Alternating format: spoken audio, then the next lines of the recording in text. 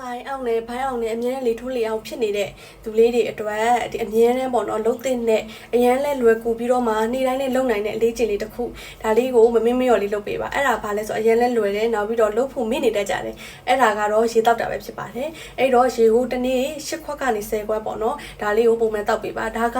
ဒီပုံမှန်ဒီအစာအောင်တာမဟုတ်တဲ့သူတွေဆိုလို့ရှိရင်ဒါတစ်နေ့ကိုရေ10ခွက်ကနေ10ခွက်ကတောက်ပေးရမှာဖြစ်တယ်အမေကအစာအောင်တဲ့ဒါဘလို့ချင်းအစာချေစနစ်မှာလဲပေါ့နော်လေထိုးလေအောင်ဖြစ်တယ်ဆိုလို့ရှိရင်တော့ဒါလေးကိုပို့ပြီးတော့သတိထားပြီးတော့မှတောက်ပေးတင်တယ်အဲ့တော့ရေကိုဒီတောက်မယ်ဆိုလို့ရှိရင်တစ်ခါတည်းနဲ့10ခွက်10ခွက်တောက်တာမဟုတ်ဘူးတစ်နေ့ဒါလုံးကိုရေကိုနည်းနည်းချင်းစီနဲ့10ခွက်ကနေ10ခွက်ပြည့်အောင်တောက်ပေးရပါမယ်ဘာလို့လဲဆိုတော့ရေကခန္ဓာကိုယ်မှာမရှိမဖြစ်လိုအပ်တာဖြစ်ပြီးတော့ပြီးလို့ရှိရင်လည်းသူအစာအချေစနစ်ကိုလည်းပေါ့နော်ဒီပို့ပြီးတော့မှချုံမွေစေတယ်နောက်ပြီးလို့ရှိရင်လည်းအစာချေနဲ့ဦးလန်းချောင်းမှာ digestive system ပေါ့နော်အစာချေစနစ်ကိုလည်းသူကပို့ပြီးတော့မှကောင်းမွန်လာစေတယ်နောက်ပြီးရင်လည်းဒီမနက်အိပ်ရထားချိန်နဲ့နောက်ပြီးတော့ထမင်းမစားခင်ပေါ့နော်15မိနစ်လောက်အလိုလေးမှာဆိုရှင်လည်းရေကိုတတိတရာလေးတောက်ပေးရပါမယ်ရေကဒီမိမိတို့ခန္ဓာကိုယ်ထဲမှာရှိတဲ့အစာချေစနစ်ကအစိတ်တောက်တွေကိုဖယ်ရှားပြီးလို့ရှိရင်အစာကိုပို့ပြီးလွယ်လွယ်ကူကူခြေပြတ်နိုင်အောင်လည်းကူညီပေးတယ်နောက်ပြီးတော့လည်းဒီဝမ်းချုပ်တာအောင်လည်းကာကွယ်ပေးတယ်အဲဒီတော့ဒီရိုးရှင်းလွယ်ကူပြီးတော့မှ